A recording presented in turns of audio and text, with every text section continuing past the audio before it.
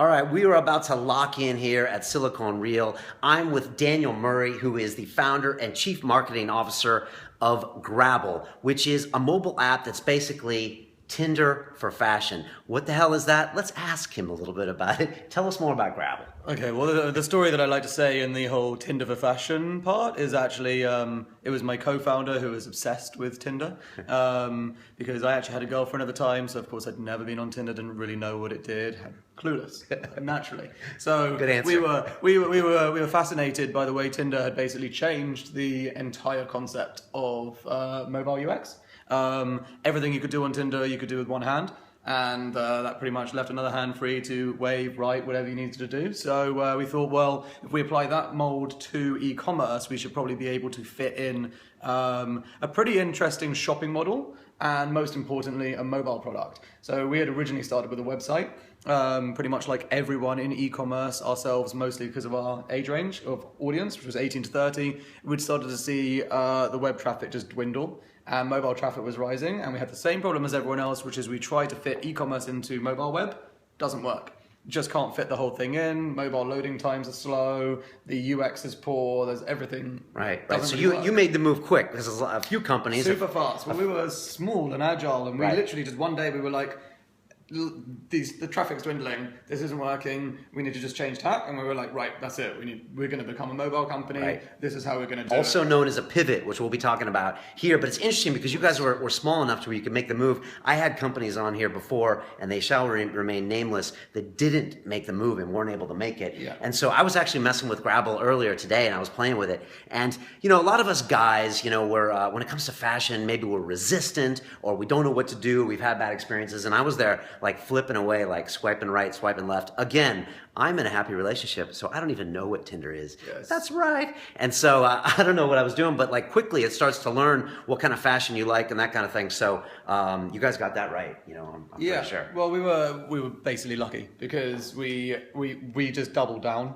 It's not as simple as that. There was the whole funding timeline. So, we'd spent money on developing a web product and we were really happy with it and we thought it was great, but actually what we'd done is been completely oblivious to the fact that no one wanted to shop on web. So that was kind of like the number one question we should have been asking ourselves. So we redesigned our website, we had all this cool technology that could do great stuff with working with retailers, and actually we realized we needed a mobile product and we needed to make it an app. We had this funding timeline where we were going to run out of money in 3 months. And so it was that's like, motivation. Yeah, it was like it wasn't like, oh, let's have this chat on Friday. It was literally like, we can't do this for another single day.